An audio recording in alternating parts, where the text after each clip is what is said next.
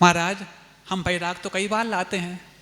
कल एक व्यक्ति आ जाते हैं हमारे पास, उदाहरण लाना नहीं पड़ता, अपने आप कोई ना कोई आ जाता है और उदाहरण बन चला जाता है। वो समझता है महाराज जी हमें कोई समाधान मिल गया, हमें लगता है कि उदाहरण मिल गया। ये दोनों काम चलता रहता, संसार परस्परोपग्रहो जीवनम, और उसको समाधान मिल गया तो उससे काम आएगा, और हमें उदाहरण मिल गया तो आप लोग के काम आ जाए इसलिए नहीं।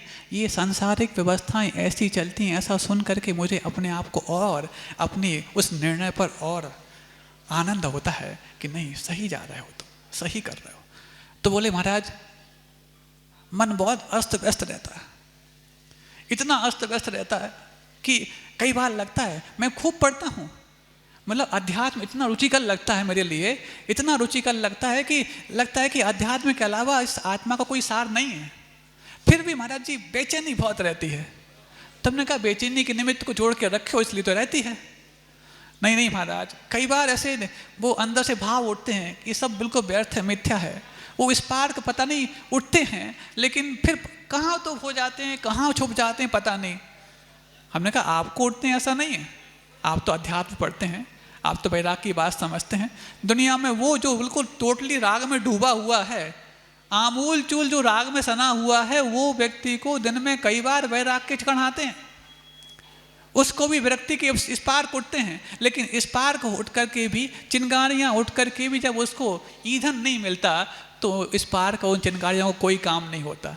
ईंधन मिल जाता है लेकिन कई बार चिंगारियाँ नहीं होती तो भी किसी प्रकार से कोई हल नहीं निकलता। कई बार ईंधन भी होता है, चिंगारियाँ भी होती हैं, दोनों का संपर्क भी होता है, लेकिन संपर्क ऐसा होता है कि इस चिंगारी उठी, उस पर ईंधन पटक दिया तो भी कुछ नहीं हो पाता। कई बार ईंधन भी है, चिंगारी भी है और संपर्क भी हुआ, आहिस्ता से हुआ, लेकिन उसके बावजूद ईंधन इतना गीला था कि वो उससे चिंगारी बुझ गई। और उसके बाद कई बार ऐसा भी है कि ईंधन भी है, चिंगारी भी है और किसी प्रकार से संपर्क भी अच्छा है, सूखा भी है, लेकिन इस बीच में हवा चल गई तो भी कुछ नहीं हो पाता। इन चारों पांचों अवस्थाओं में वो स्पार्क जो विरक्ति के हमारे अंदर उठते हैं, उनका कोई भी फल सामने नहीं आ पाता। जिन व्यक्तियों को इन निमित्तों में अपने उपादान को जागृत करने की ललक होती है तो वो निमित्त को संपर्क सही से करा लेते हैं। नहीं तो कुछ तो ऐसे होते हैं जो अपने उपादान को इतना सशक्त बना लेते हैं, ईंधन को सूखा रख करके बिना इस पार के भी आपस में ऐसी रगड़ पैदा कर देते हैं कि उससे ही चिंगारी पैदा हो जाती है और ईंधन पूरा समाप्त हो जाता है। अब इसमें से आपको ढूंढना है कैसे, तो महाराज हम कैसे करें? पहले तो उन जो चिंगारी के निमित्त हैं उनको बनाए रखने के लिए पहले ईंधन तो तैयार करना पड़ेगा। हमारा ईंधन कैसे बनाएं? तो सुनो, ईंधन कैसे बनाएं? तो ईंधन को जो पहले जो भिगा के रखा है ना, उन पानी के स्रोतों को वहाँ से अलग करो। महाराज जी वो स्रोत कौन से हैं? तो आपके अंदर विरक्ति के जो क्षण आ रहे हैं, उन विरक्ति को यदि कोई बार बार भिगा देता है तो उन विरक्ति को भिगाने वाले कौन? वही बपुर ग्रहम धनम दारा पुत्रा मित्राणी शत्रुवा सर्वथान्य स्वभावानी मूढ़ा स्वानी प्रपद्यते, कि बपू है, ग्रह है, धन है, तारा है आदि आदि। तो महाराज जी इनको अलग कैसे कर दें? तो भैया बताया तो था उस समय इष्टोपदेश की गाथा में। अब वो इष्टोपदेश में 5-7 चीज़ें बता दी, समझ में नहीं आई। अब एक छोटी सी चीज़ पकड़ लो। हो सकता है आपको लगे कि हम यदि घर को अलग करेंगे तो परिवार कैसे चलेगा, स्त्री को अलग करेंगे तो हमारे लिए वो सोचेगी कि यार इतना जब जीवन निकाल दिया इनके लिए, और जब इन विरक्ति की बात आई तो एकदम छोड़ के चल दी। हो सकता है उसको बुरा लग जाए। सबके अपने मन की बातें हैं। पुत्र हैं, मित्र हैं, शत्रु, बाकी सब तो आपके इस तरफ वाले सब चेतन हैं, और बपू इसको आप चेतन जैसा मान लेते हो। ग्रह, इस चेतन को रखने के लिए आपका वो शोकेश आवश्यक हो जाता है। लेकिन ये जो धन है, धन को छोड़ने पर वो आपको ये नहीं कहेगा कि तुम बहुत स्वार्थी हो, जब काम निकलता तो अपने पास रखे रहे और जब काम निकलना बंद हो गया वैरागी बनकर छोड़ दिया। वो ऐसा नहीं कहेगा आपसे। पुत्र भले ही कह दे, मित्र भले ही कह दे, स्त्री भले ही कह दे और शत्रु भी कह ले, बड़े आए धर्मात्मा, कल तो मेरे सामने डींगे हाँकते थे और अब जब नहीं बना तो बन गए वैरागी। हो सकता वो भी ऐसा कह सकता हो। घर आपसे छूटता ना हो, लेकिन धन वो एक चीज है जिस कारण से बाकी सब आपको पकड़े हुए हैं। धन एक बार अलग करके देख लो, देख लेना तुम्हारी स्त्री का तुम्हारे प्रति कितना समर्पण था। धन एक बार अलग करके देख लो, समझ जाओगे कि तुम्हारा पुत्र तुम्हारे प्रति सेवा के जो भाव रखता था उसमें कितना उसका लाग लपेट था। वो पुत्र और वो शत्रु और वो मित्र भी, शत्रुता शायद इसलिए रखता था शत्रु भी आपके साथ, क्योंकि वो आपके धन को देख करके उसको सहन नहीं होता था।